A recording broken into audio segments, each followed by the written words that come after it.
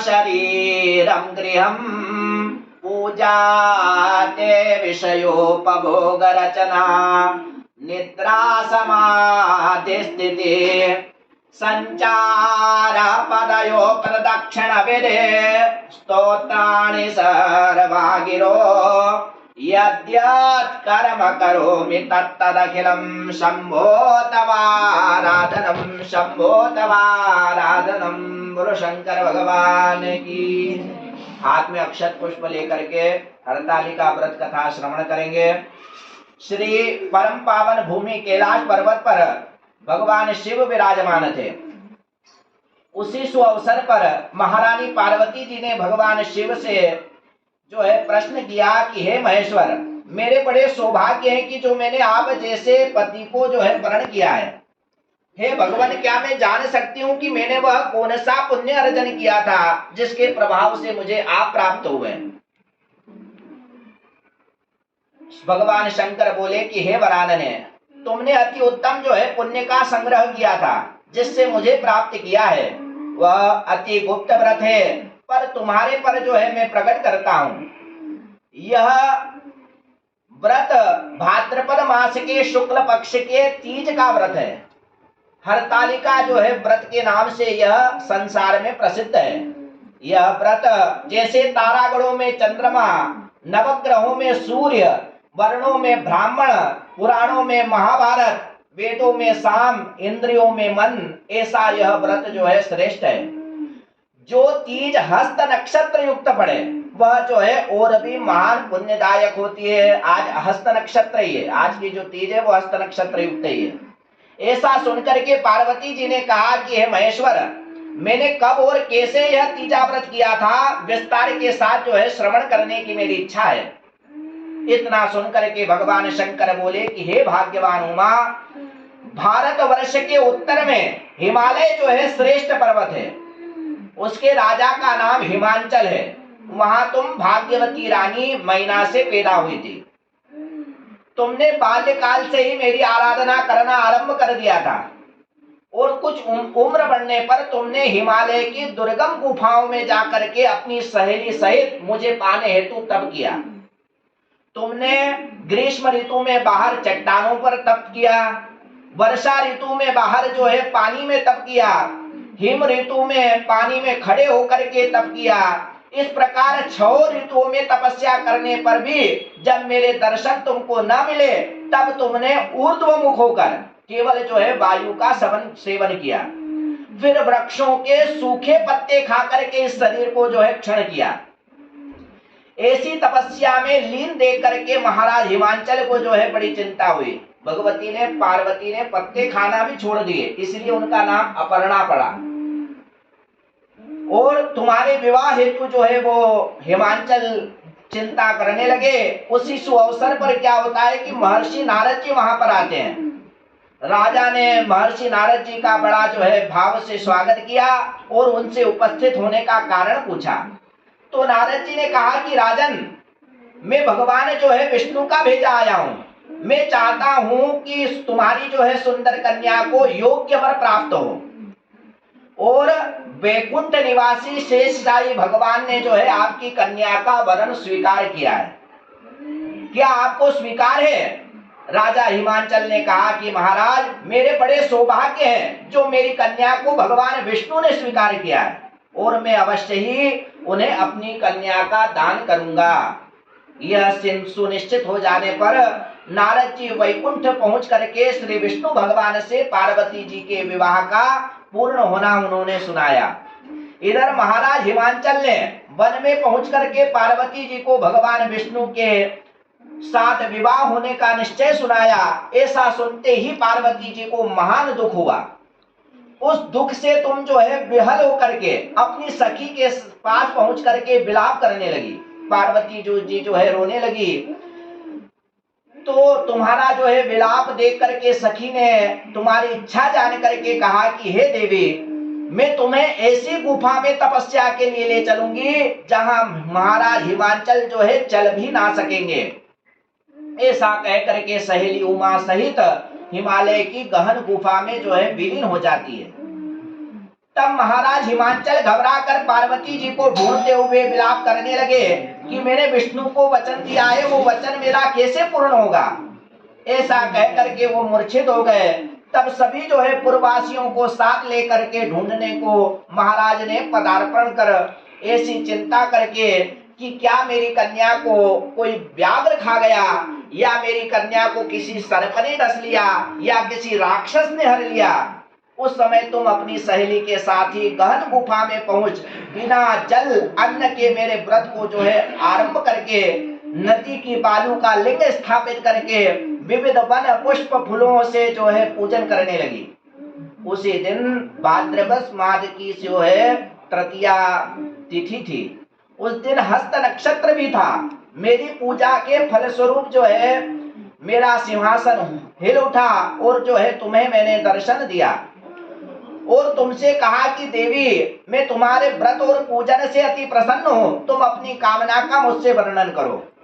इतना सुन करके तुमने बड़े लज्जित भाव से प्रार्थना की कि आप तो अंतर्यामी हैं भगवान, आप मेरे मन के सब भावों को जानते हैं, मैं आप ही को जो है अपने पति के रूप में चाहती हूँ। इतना सुन करके मैंने तुम्हें तथास्तु ऐसा जो है वरदान दिया और मैं अंतर ध्यान हो गया। इसके बाद तुम्हारे पिता हिमांचल मंत्रियों सहित ढूंढते ढूंढते नदी के तट पर मारे शोक के मूर्छित होकर के गिर पड़े।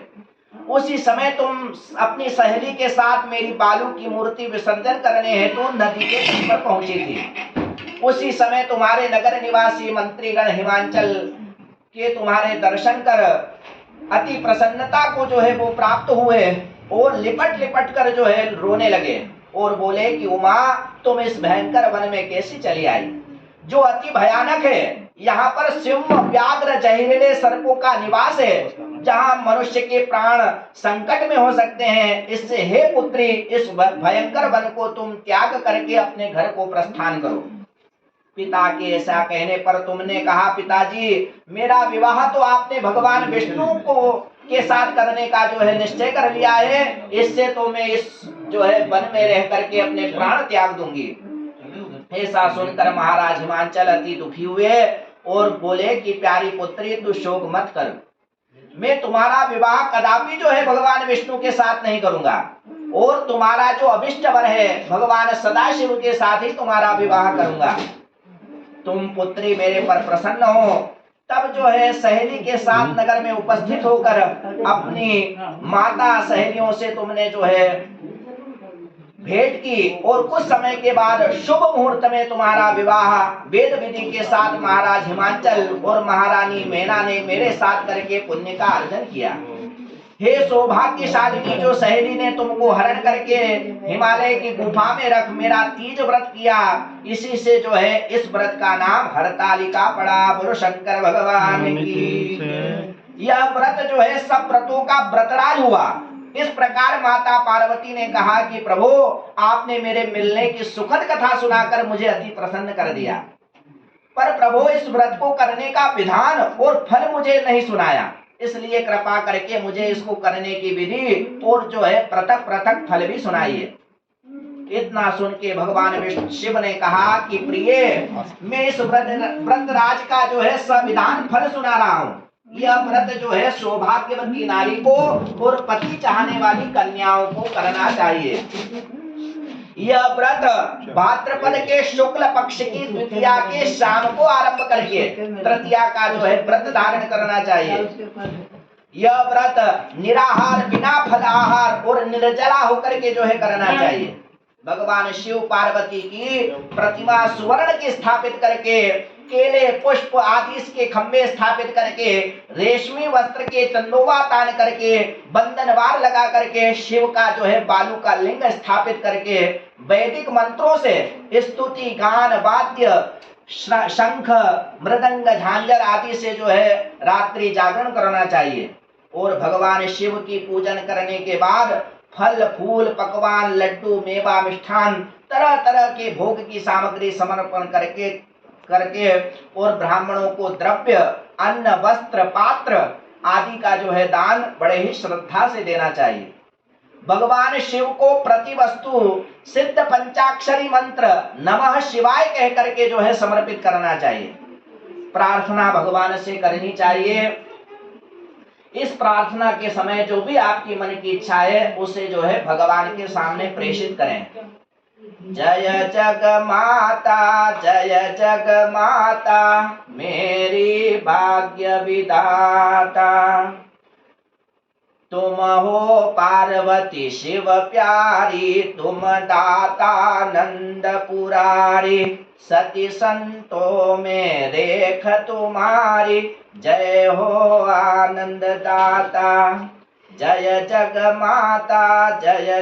माता मेरी भाग्य विधाता, इच्छित वर में तुमसे पाऊं, भूल चूक को दुख न उठाऊं, भाव भक्ति को तुमसे पाऊं, कर दो पूरन दाता। जय जग माता मेरी भाग्य विधाता। प्रार्थना के बाद जो है पुष्पों को दोनों हाथों में लेकर के पुष्पांजलि समर्पण करना चाहिए। फिर चतुर्थी को शिवलिंग जो है किसी नदी व तालाब में विसर्जन करना चाहिए। फिर 3 ब्राह्मणों को भोजन करा के दक्षिणा देना चाहिए। इस प्रकार यह व्रत पूर्ण करने से नारी सौभाग्यवती होती है और धन व पुत्र पौत्रों से सुखी जीवन व्यतीत करती है। कन्याओं को व्रत करने से कुलीन विद्वान धनवान वर्ग को जो है प्राप्त होने का सौभाग्य प्राप्त होता है। हे देवी, जो सौभाग्यवती नारी इस व्रत को नहीं धारण करती वह बार बार वैधव्य व पुत्र शोक को जो है प्राप्त होती है। जो नारी तृतीया के दिन यह व्रत रह करके चोरी से अन्न खाती है वह जो है शुकरी का जन्म पाती है। जो फल खाती है वह बंदरिया का जन्म प्राप्त करती है। जो जल पीती है वह जोग का जन्म लेती है। जो दूध पीती है वह सर्पिणी का जन्म ग्रहण करती है। जो नारी मांस खाती है वह बाघिनी होती है। जो दही खाती है वह बिल्ली का जन्म पाती है। जो मिठाई खाती है वह चींटी के जन्म को धारण करती है। इस प्रकार जो सब चीजें खाती है वह जो है मक्खी का जन्म लेती है। जो उस दिन सोती है वो अजगरी योनि को धारण करती है। हे उमा, जो इस व्रत को श्रद्धा विधि से धारण करती है वह जो है मुझसा पति प्राप्त करती है। वह दूसरे जन्म में तुम्हारे समान स्वरूपवान होकर के इस संसार में उत्तम उत्तम सुख भोग को जो है प्राप्त होती है। इस व्रत के करने के बाद नारियां शिवलोकवासी होती है। शिवार्पणमस्तु। श्री कृष्ण गोविंद हरे मुरारे, हे नाथ नारायण वासुदेव। श्री कृष्ण गोविंद हरे मुरारे, हे नाथ नारायण वासुदेव। नमः शिवाय ओम नमः शिवाय, नमः शिवाय ओम नमः शिवाय ओम नमः शिवाय ओम नमः शिवाय। शिवार्पणमस्तु। शंकर भगवान की जय।